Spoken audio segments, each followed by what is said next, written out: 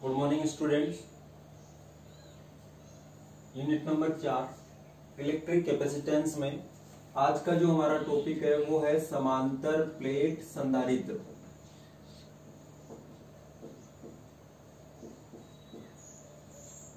Parallel plate capacitor.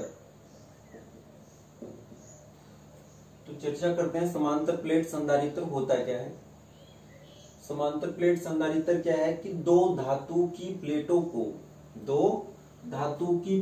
को जिनकी ज्यामिति व आकार समान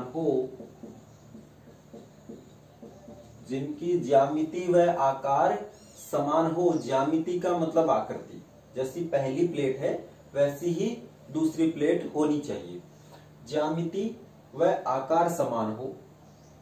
ठीक, ज्यामिति व आकार समान हो। इससे धातु की दो प्लेटों को अति निकट स्थित रखने पर बनने वाला निकाय या बनने वाली युक्ति को हम क्या बोलेंगे, समांतर प्लेट संधारित्र। जैसे मान लो ये आपके पास एक समांतर प्लेट है, ठीक, एक धातु की प्लेट है, इतनी ही आकार की, इतनी ही बड़ी, और ऐसी ही आकृति की दूसरी प्लेट इसके निकट समांतर रख दी जाए, समांतर रखनी है, इसके निकट समांतर रख दी जाए ऐसे, तो ये जो बनने वाला निकाय है वो आपका क्या कहलाएगा, समांतर प्लेट संधारित्र। इसमें एक को प्लस चार्ज से आवेशित करते हैं और दूसरी को माइनस चार्ज से।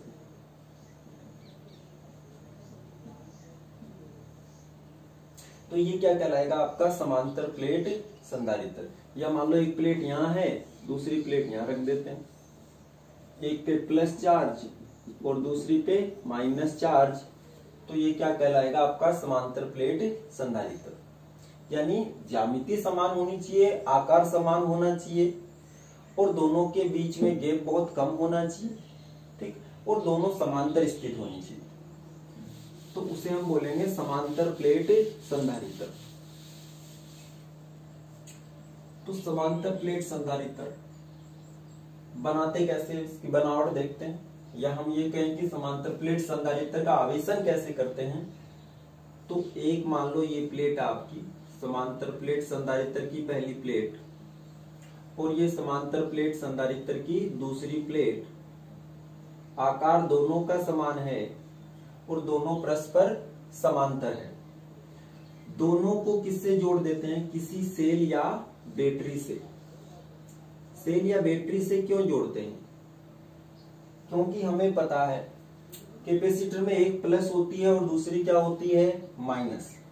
एक पे प्लस चार्ज आना चाहिए, दूसरे पे उतना ही माइनस चार्ज। यानी एक से हम इलेक्ट्रॉन तोड़कर दूसरी के पास लेकर जाते हैं। इससे इलेक्ट्रॉन तोड़ेंगे, इसके ऊपर रख देंगे, या इससे इलेक्ट्रॉन तोड़ेंगे, इसके ऊपर रख देंगे। अब जो इलेक्ट्रॉन तोड़ने का काम है वो कौन कर रहा है, या तो हम करें या किसी से करवाएं। तो हम इस बैटरी से वो काम करा रहे हैं कि बैटरी क्या करेगी, यहां से जो इलेक्ट्रॉन है इस प्लेट से वो तोड़ तोड़ करके किसे देगी, इस वाली को। तो ये तो क्या हो जाएगी आपके पास में नेगेटिव, इस पे तो नेगेटिव चार्ज आ जाएगा और इस पे पॉजिटिव, तो ये तो नेगेटिव हो जाएगी। और यहां जितना नेगेटिव आया वो कहां से लिया गया, इस प्लेट से, तो इस पे क्या आ जाएगा, पॉजिटिव। तो ये इसको आवेशित कर दिया। अब इस पे जितना प्लस क्यू चार्ज आया है, इस पे इतना ही क्या आ गया, माइनस क्यू चार्ज। ठीक, अब मैं बात करूं पृष्ठ आवेश घनत्व की, तो जितना पृष्ठ आवेश घनत्व पहली प्लेट का है, पहली प्लेट का पृष्ठ आवेश घनत्व कितना होगा, Q अपॉन A। दूसरी का भी कितना है, ये पहली प्लेट का, दूसरी का भी कितना है, Q चार्ज अपॉन एरिया। अब A1 और A2 दोनों प्लेटों का एरिया समान है, तो A1 और A2 समान है, तो सिग्मा भी क्या होगा, दोनों का इक्वल होगा। तो दोनों का सिग्मा इक्वल है, दोनों का सिग्मा क्या है, इक्वल है, और उसे हमने डिफाइन कर लिया, सिग्मा बराबर Q अपॉन A। A का है समांतर प्लेट्स जो है उनका क्षेत्रफल। अब ध्यान से देखें, इन्हें चार्ज कर दिया तो ये ऐसे बन गई, एक पे प्लस सिग्मा, एक पे माइनस सिग्मा, यानी एक पे प्लस चार्ज और एक पे माइनस चार्ज। अब इन प्लेटों के बीच में विद्युत क्षेत्र कैसा होगा? प्लस से माइनस की ओर। ये एक समान विद्युत क्षेत्र ई होगा। क्या होगा? एक समान विद्युत क्षेत्र ई इसके अंदर हो जाएगा। लेकिन जो किनारों पर है, हमने देखा कि किनारों पर आवेश ज्यादा होता है, किनारों पर आवेश घनत्व बढ़ जाता है। भाई मैंने बताया था, एक ऐसा चार्ज लेके आपके पास, एक ऐसा चार्ज लिया था, एक ऐसा ये मान लो पी पॉइंट, ये क्यू पॉइंट, तो कहां पे चार्ज ज्यादा होगा? जो सिरा नुकीला होगा। तो जहां किनारा है वहां पे पृष्ठ आवेश घनत्व बढ़ जाता है। तो जो किनारा है, ये छोटा सा भाग, ये जो छोटे से भाग है किनारे पर, यहां पे सिग्मा बढ़ गया, पृष्ठ आवेश घनत्व। तो पृष्ठ आवेश घनत्व बढ़ गया तो विद्युत बल रेखा भी बढ़ेगी। और हमें पता है विद्युत बल रेखा प्रतिकर्षित करती है, लंबाई के लंबवत क्या करती है? एक दूसरे को दूर करने का प्रयास करती है। अब जैसे इस लाइन को ले, तो इस लाइन में ऊपर ये है, नीचे ये, अब ये दोनों प्रतिकर्षित करेगी। ये जितना दबा रही है उतना ही ये ऊपर दबा रही है, तो ये पैरेलल चलेगी। लेकिन यहां ऐसा नहीं है, ऊपर कुछ है ही नहीं। तो ये जो यहां किनारों पर है वो हमें कैसा प्राप्त हो जाता है? वक्रीय लाइन प्राप्त होती है, एक कर्व के रूप में, वक्र के रूप में प्राप्त होती है। ये जो वक्र रेखाएं में प्राप्त होती है, इस प्रभाव को ही हम क्या बोलते हैं? उपांत प्रभाव। उपांत प्रभाव क्या होता है कि जो समांतर प्लेट संधारित्र है उसके किनारों पर बल रेखाएं वक्रीय प्राप्त होती है। इसी प्रभाव को क्या बोलते हैं?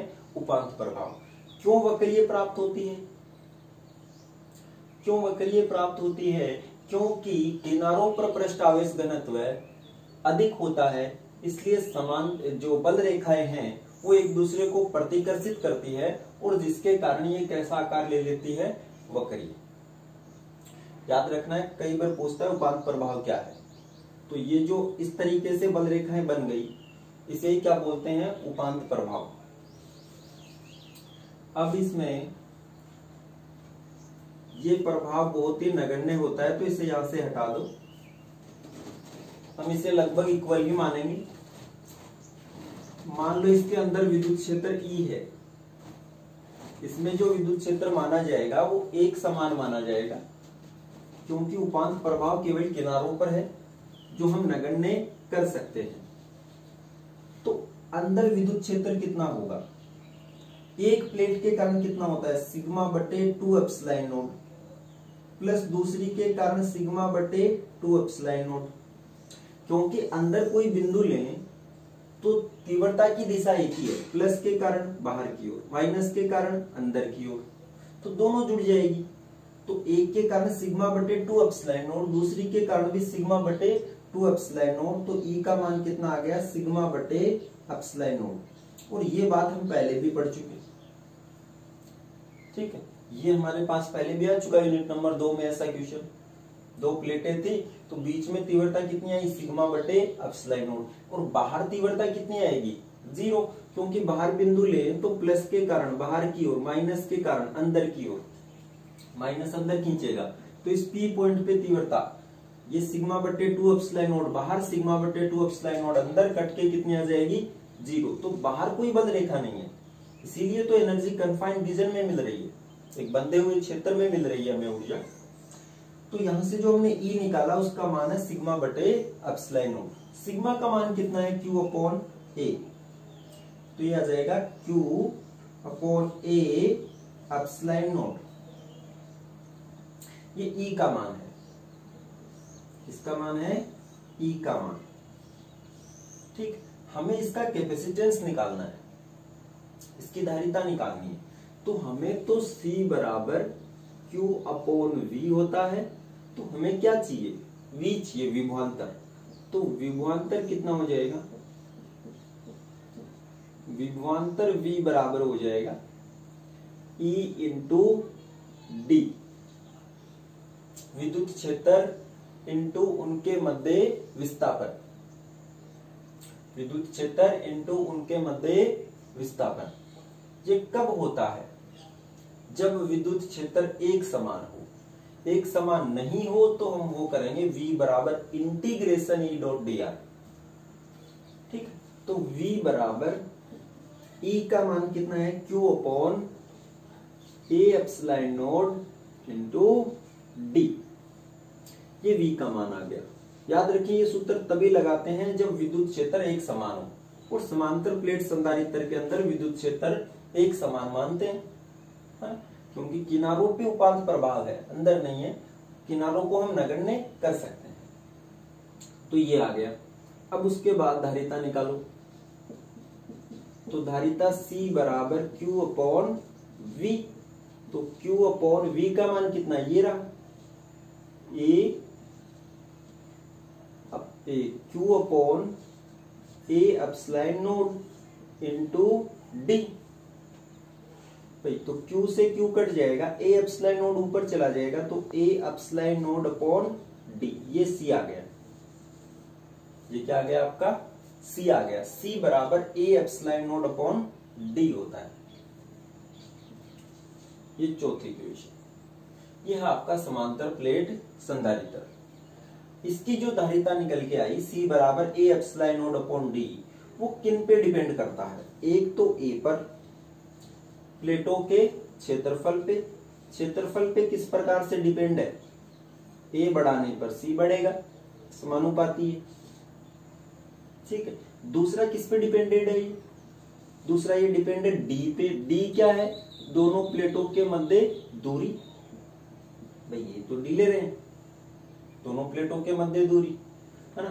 तो ये C जो है वो D के क्या है? प्रोपोर्शनल है, यानी दूरी बढ़ाने पर C का मान घटता है। तीसरा किस पे डिपेंड है? एप्सिलॉन नोड, यानी माध्यम पर। किस पे डिपेंड है? माध्यम पर। इन तीन चीजों पे ये डिपेंड कर रहा है। तो यदि हमें धारिता बढ़ानी है समांतर प्लेट संधारित्र की, तो या तो हम क्षेत्रफल बढ़ाएं, इनका आकार बढ़ाएं। क्षेत्रफल का मतलब आकार बढ़ाएं। आकार बढ़ाएं तो हमारा कैपेसिटर काफी बड़ा हो जाएगा, इसलिए ये कुछ ठीक नहीं है, क्योंकि इससे आकार बड़ा हो जाएगा। C समानुपाती 1/D। अगर धारिता बढ़ानी है तो D का मान कम करना पड़ेगा, यानी ये D जो है वो क्या करना पड़ेगा? कम। ये हमारे लिए सुटेबल है, क्योंकि D कम करेंगे तो धारिता भी बढ़ रही है और आकार भी घट रहा है, तो दो फायदे हैं। इसलिए हम हमेशा क्या करते हैं? D को बहुत छोटा रख देते हैं। अब यह आ जाएगा C समानुपाती माध्यम पर C समानुपाती एप्सिलॉन नोड। समानुपाती का मतलब है अगर कोई माध्यम ले तो यहाँ क्या आ जाता है? Epsilon r। उस पर भी विचार करेंगे बाद में। तो आपको फिलहाल यही ध्यान में रखना है, तीन चीज पे डिपेंड है, क्षेत्रफल पे, विस्थापन पे और माध्यम पे। ये हो गया आपका समांतर प्लेट संधारित्र।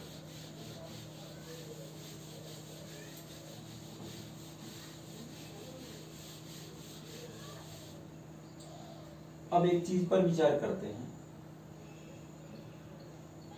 समांतर प्लेट संधारित्र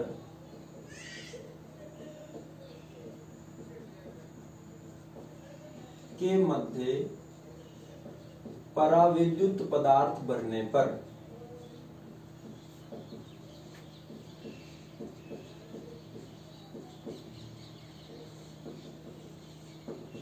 अगर पराविद्युत पदार्थ भर दें तो क्या होगा? तो ध्यान से सुने। मान लो पहले हम चालक की बात करते हैं। मान लो कोई चालक है, उसे एक्सटर्नल विद्युत क्षेत्र में रखा जाए। ये कोई एक्सटर्नल विद्युत क्षेत्र है जो इधर से इधर लग रहा है, ठीक। ये एक्सटर्नल विद्युत क्षेत्र है। इस विद्युत क्षेत्र में कोई चालक को रख दें तो इस विद्युत क्षेत्र के कारण प्लस पे किधर फोर्स लगता है? विद्युत क्षेत्र की दिशा में, और माइनस पे अपोजिट डायरेक्शन में। अब इसके अंदर देखो, ई एक्सटर्नल इधर है, ठीक है, और ये जो अंदर बना प्लस और माइनस, तो विद्युत क्षेत्र किधर होता है? प्लस से माइनस। तो जो अंदर इंटरनल बन गया, वो जो इंटरनल है उसकी डायरेक्शन अपोजिट है। अब जो इंटरनल है ई आई लिख लो या इंड्यूस लिख लो, है ना। तो जो इंटरनल है उसकी डायरेक्शन एक्सटर्नल से अपोजिट है, और ये ई इंटरनल इतना बनता है चालक में कि इसके अंदर विद्युत क्षेत्र कितना हो जाए, 0, है ना। चालक की तो विशेषता है कि अंदर विद्युत क्षेत्र कितना बनेगा, 0 बनेगा, है ना, क्योंकि इसमें जो चालक में ई इंटरनल होता है वो ई एक्सटर्नल के बराबर हो जाता है, क्योंकि बराबर नहीं होगा तो आवेशों पे बल लगेगा और वो गति करेंगे, और वो गति कब रुक जाएगी, जब एक्सटर्नल या इलेक्ट्रिक फील्ड जो अंदर है वो 0 हो जाएगी, और ये 0 तब होगा जब इंटरनल जो है वो एक्सटर्नल के बराबर आ जाए। तो ये तो चालक की विशेषता है, ठीक। लेकिन कुछ पदार्थ ऐसे होते हैं जो 0 तो करना चाहते हैं, जो अंदर इलेक्ट्रिक फील्ड है उसे 0 तो करना चाहते हैं, लेकिन उनकी औकात नहीं कि 0 कर सके, ठीक। तो वो 0 कर नहीं पाते, लेकिन कुछ कम जरूर कर देते हैं। जो आपने एक्सटर्नल इलेक्ट्रिक फील्ड लगाया उसे 0 करना चाहते हैं, लेकिन हैसियत नहीं की कर पाए, तो कुछ इलेक्ट्रिक फील्ड घटा देते हैं, और उन्हें ही हम क्या बोलते हैं, पराविद्युत पदार्थ। अगर इस चालक की जगह पराविद्युत पदार्थ रख दें तो इस बार ई आई और ई एक्सटर्नल बराबर नहीं होंगे, ई एक्सटर्नल कुछ ज्यादा होगा, और जो इंड्यूस हो रहा है, ठीक, जिसे हम इंटरनल इलेक्ट्रिक फील्ड बोल रहे हैं, वो क्या होगा, कुछ कम होगा, क्योंकि इनकी हैसियत नहीं है इलेक्ट्रिक फील्ड 0 कर सके। तो जो अंदर नेट इलेक्ट्रिक फील्ड बचा, ई नेट, वो कितना बच जाएगा, ई एक्सटर्नल माइनस ई इंड्यूस, ई नेट बराबर ई एक्सटर्नल माइनस ई इंड्यूस। अगर ये मान लो पराविद्युत है आपका, तो पराविद्युत पदार्थों की अपनी अलग अलग हैसियत है, ठीक। जैसे मान लो मैं कहूं कि ई एक्सटर्नल जो है वो मैंने लगाया 50 वोल्ट पर मीटर का, कितना लगाया, 50 वोल्ट पर मीटर का। इसमें अगर चालक रख दे तो इलेक्ट्रिक फील्ड 0 हो जाएगा अंदर, लेकिन मैंने 2 पराविद्युत पदार्थ रख दिए इसे, ठीक है। मैंने कहा इसके अंदर 10 वोल्ट पर मीटर हो गया, और इसके अंदर मान लो 25 वोल्ट पर मीटर हो गया, ठीक है। तो किसकी हैसियत ज्यादा है, कौन ज्यादा कम कर पा रहा है, 10 वाला। तो कितना कम कर पाता है, इसके लिए हमने इसका एक नया फैक्टर डिफाइन किया, जिसे हम बोलते हैं पराविद्युतांक, जो हम पहले भी पढ़ चुके, ये वही पराविद्युतांक है, ठीक है। तो एप्सिलॉन आर पराविद्युतांक डिफाइन कर दिया गया।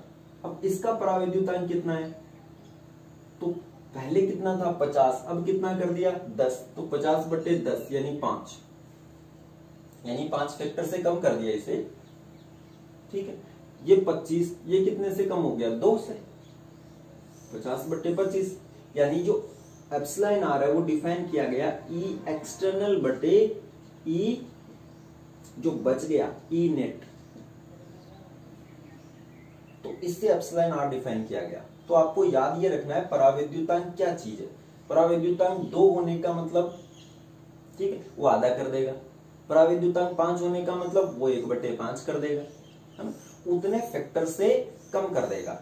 अगर ये चालक होता तो कितना कर देता, 0, यानी चालक होता तो नेट कितना हो जाता, 0। अब ये 0 है तो एप्सिलॉन आर कितना आता, अनंत, ठीक है। तो धातु जो भी है, चालक जो भी है, उनका पराविद्युतांक क्या होता है, अनंत होता है। अब हम हमारे टॉपिक पे आते हैं। टॉपिक अब शुरू होगा, समांतर प्लेट संधारित्र के मध्य पराविद्युत पदार्थ भरने पर क्या होगा। देखो, तो ये आपके पास मान लो चालक प्लेटें हैं, ठीक है। अब इसमें इधर तो क्या है आपके पास, मान लो ये तो प्लस चार्ज है, और ये क्या है, माइनस चार्ज है, ये माइनस है, उतना ही माइनस आएगा जितना प्लस है। अब यहां बीच में पूरे में पराविद्युत पदार्थ रख देते हैं, लेकिन हम थोड़ा सा दिखाने के लिए ऐसा गैप दिखा रहे हैं ताकि हम अच्छे से समझा सके।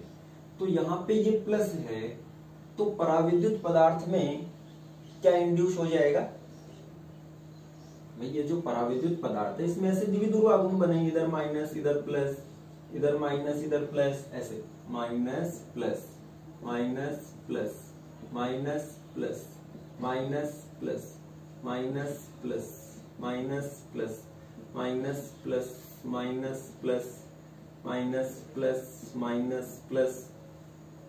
ठीक है, तो इधर ये जो किनारे प्लस साइड जो है उसके किनारे पर तो कौन आ जाएगा माइनस, और इधर माइनस है उसके किनारे पे कौन आ जाएगा प्लस।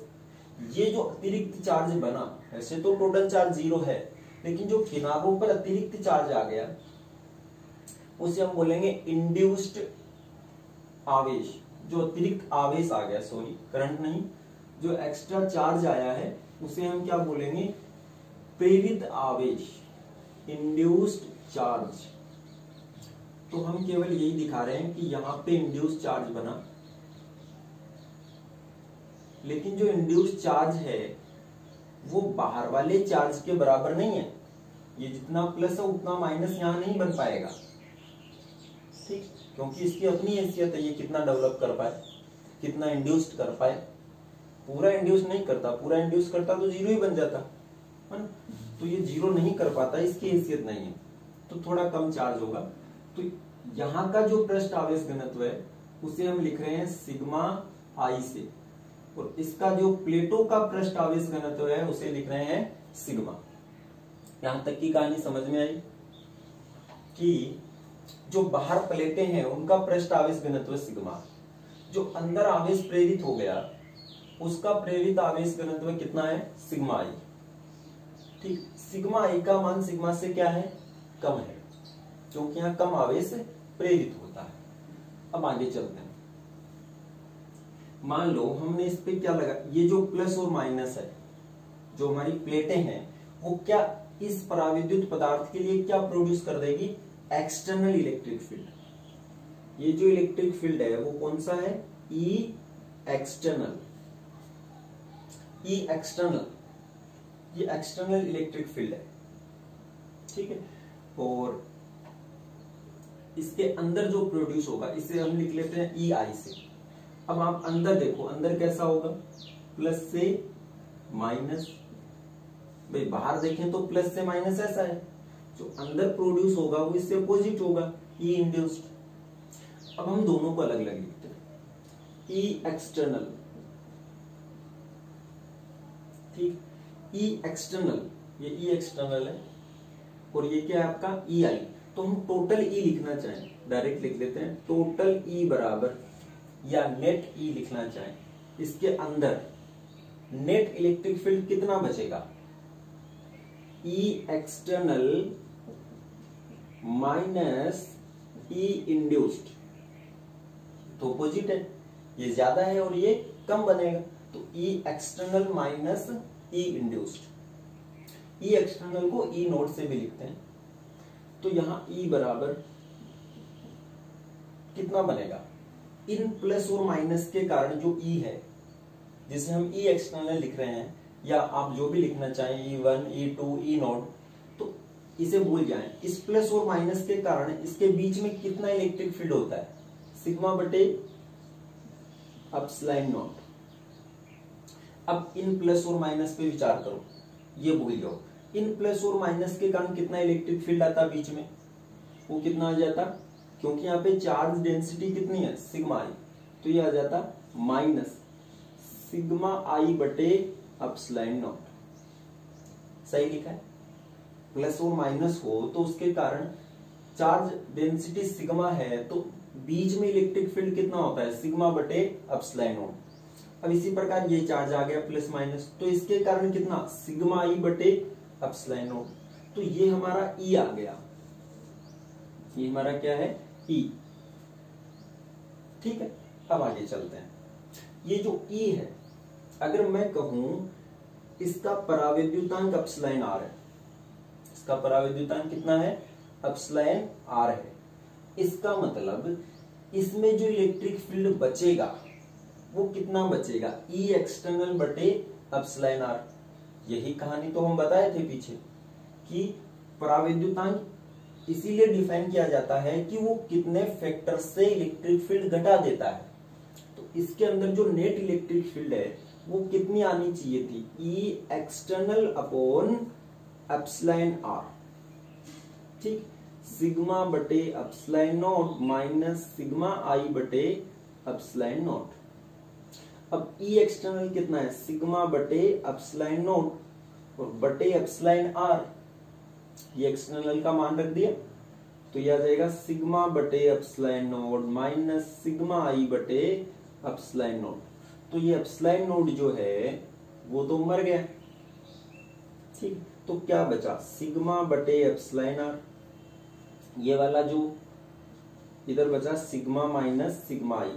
तो अगर सिग्मा आई निकालना चाहें तो क्या हो जाएगा, सिग्मा माइनस सिग्मा बटे एप्सिलॉन आर, तो सिग्मा आई बराबर sigma 1 minus 1 upon epsilon r. Induced charge density और जो चार्ज डेंसिटी है उसमें रिलेशन ये आता है, सिग्मा आई बराबर sigma into 1 minus 1 upon epsilon r. यहां तक हम लिख चुके, उसके बाद में हम आगे चलते हैं।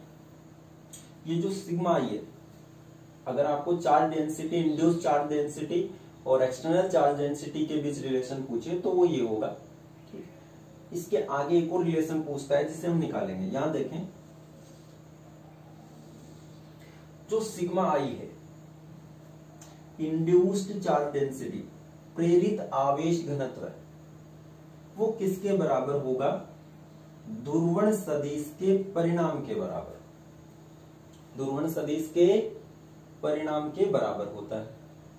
यानी ये जो P सदिश का परिमाण है वो सिग्मा आई होता है। क्यों होता है इसे ध्यान से सुने।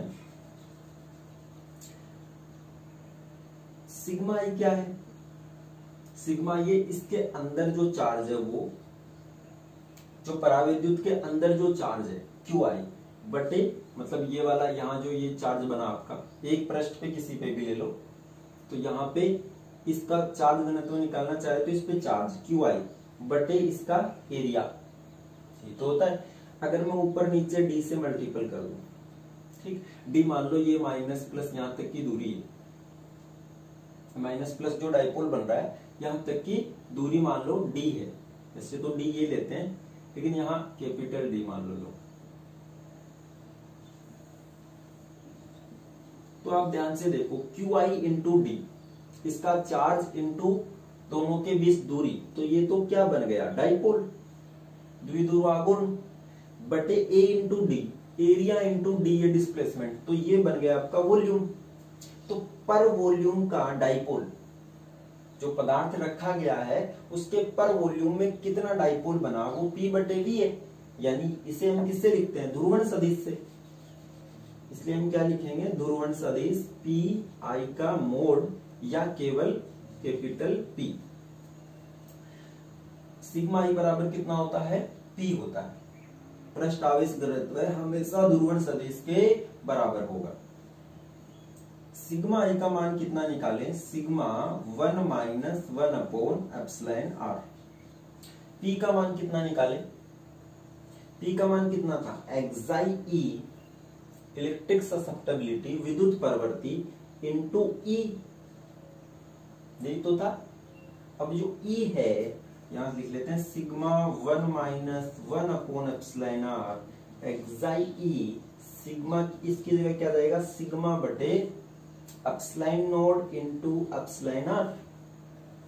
इस ई की जगह ई एक्सटर्नल बटे एप्सिलॉन आर, ई एक्सटर्नल की जगह सिग्मा बटे एप्सिलॉन नोड, तो यह जाएगा सिग्मा बटे epsilon naught into epsilon r.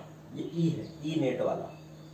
तो यहाँ पे सिग्मा से सिग्मा गया, तो एक्साई ई का मान कितना आ गया, ये इधर आएगा तो मल्टीपल में epsilon nought epsilon R 1 minus 1 upon epsilon are. एक्साई ई बराबर एप्सिलॉन आर को अंदर मल्टीपल कर दो, तो एप्सिलॉन आर माइनस 1।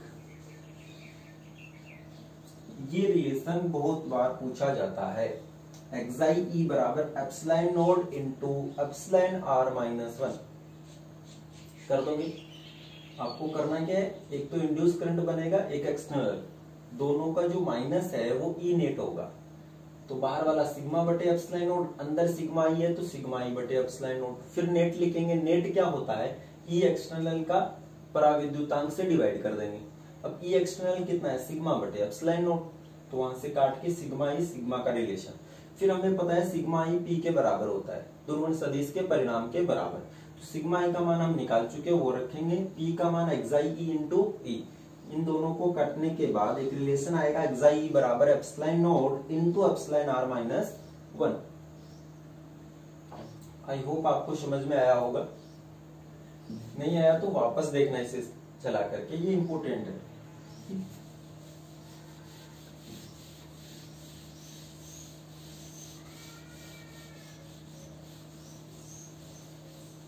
एक क्वेश्चन है जो एग्जाम्पल के तौर पे दिया है बुक के अंदर, उसमें कहा गया है कि किसी V वोल्ट पर कोई समांतर प्लेट संधारित्र है, ठीक है, उसे V वोल्ट की बैटरी से जोड़ा जाए। मतलब ये पैरेलल प्लेट कैपेसिटर है, इसे V वोल्ट की बैटरी से जोड़ दें, ठीक। तो इसके ऊपर जो चार्ज है, वो होता है 360 माइक्रोकूलम, और इसमें से 120 वोल्ट घटा दें, 120 वोल्ट कम कर दें, तो इसका जो चार्ज है वो घट के रह जाता है 120 माइक्रोकूलम, घट के रह जाता है 120 माइक्रोकूलम। तो आपको क्या क्या पूछा गया, उसमें पूछा गया V का मान कितना वोल्टेज है ये, दूसरा इसका कैपेसिटेंस कितना है, तीसरा अगर 120 वोल्ट बढ़ा दिया जाए तो चार्ज कितना आएगा, घटा दे तो इतना है। अब देखो कैसे करेंगे, ध्यान से देखें। V वोल्ट से जोड़ेंगे तो इस एक प्लेट पर कितना चार्ज आएगा, Q बराबर CV, क्योंकि C बराबर कितना होता है, Q बटे V, तो Q बराबर C इंटू V, ठीक। तो पहले से Q बराबर कितना आ जाएगा आपके पास, CV, Q बराबर CV से लिखें तो C इंटू V बराबर Q का मान कितना है, 360 माइक्रोकूलम। दूसरा, जब 120 वोल्ट घटा दे तो C कैपेसिटेंस चेंज नहीं होता है वोल्टेज से और चार्ज से, ये हम पहले भी पढ़ चुके। तो यहाँ C ये 120 घटा दिया तो ये बचा V माइनस 120, पहले V था अब 120 घटा दिया, तो इस पे चार्ज हो गया 120 माइक्रोकूलम, ठीक है। अब इन इक्वेशन 1 और 2 को डिवाइड कर दो, तो 2 डिवाइड बाय 1, 2 कितनी है, CV माइनस 120 अपॉन CV बराबर 120 इंटू 10 की घात माइनस 6 बटे 360 इंटू 10 की घात माइनस 6। ये कट गया, ये 3 बार कट गया, ये C से C कट गया। अब यहाँ बचा 1/3, V माइनस 120 बटे V 1/3, क्रॉस मल्टीपल कर दो तो कितना आ गया, 3V माइनस 360 बराबर V। 360 उधर ले जाओ, V को इधर ले आओ, तो ये माइनस में आएगा, 3V माइनस V 2V, ये कितना हो गया 360, तो V बराबर 360 बटे 2 कितना आ जाएगा, 180 वोल्ट, 180 वोल्ट, ये V का मान आ गया, ठीक है, 180 वोल्ट। अब दूसरा क्वेश्चन है, इसकी धारिता कितनी होगी, पहला निकाल चुके, दूसरा क्या है, इसकी धारिता कितनी होगी। तो धारिता C बराबर कितनी होती है, Q बटे V। अगर ये वाला चार्ज ले रहे हैं तो ये वोल्टेज लेंगे, ये वाला चार्ज ले रहे हैं तो V माइनस 120 लेंगे, दोनों में सेम ही रिजल्ट आना है। Q का मान कितना है, 360 माइक्रोकूलम बटे V कितना है, 120 180, तो काट दो, कितना आ जाएगा, 2 इंटू 10 की घात माइनस 6 फेरेड, तो ये आ जाएगा 2 माइक्रो फेरेड, ये C का मान आ जाएगा। अब पूछा 120 वोल्ट बढ़ा दे तो कितना चार्ज होगा, भाई सब चार्ज कितना होता है, Q बराबर, अगर हम चार्ज की बात करें तो चार्ज कितना होता है, Q बराबर CV, भाई Q बराबर CV होता है, तो C तो कितना है, C चेंज नहीं होने वाला, C तो 2 माइक्रोफेरेड ही रहेगा, चाहे कितना भी वोल्टेज लगा लो। V कितना है, 120 वोल्ट बढ़ा दे, बढ़ाने का मतलब V से कितना कर दे, V प्लस 120, तो 2 इंटू 10 की घात माइनस 6, V कितना था 180, उस पे 120 बढ़ाना है, तो ये आपके पास आ जाएगा 2 इंटू 10 की घात -6, ये कितना आ गया 300, 3 दूनी 6, 10 की घात या 600 कर दो, 600 10 की घात -6 कूलाम, यानी 600 माइक्रो कूलाम। कितना आ जाएगा 600 माइक्रो कूलाम, क्या आपका आंसर है। तो आपके लिए क्वेश्चन छोड़ के जाता हूं, क्वेश्चन ध्यान से सुने। कोई पैरेलल प्लेट कैपेसिटर है, अगर उसके प्लेटों के मध्य दूरी d, उसका क्षेत्रफल a, हाँ, तो उसकी जो धारिता है वो c है। अगर दूरी को आधा कर दिया जाए, क्षेत्रफल को 2 गुना कर दिया जाए, तो नई धारिता कितनी होगी। तो धारिता में कितना परिवर्तन आएगा या नई धारिता कितनी होगी। ठीक है, सोल्व करके आंसर की जो पिक है वो व्हाट्सएप नंबर पे सेंड कर देंगे। बहुत बहुत धन्यवाद।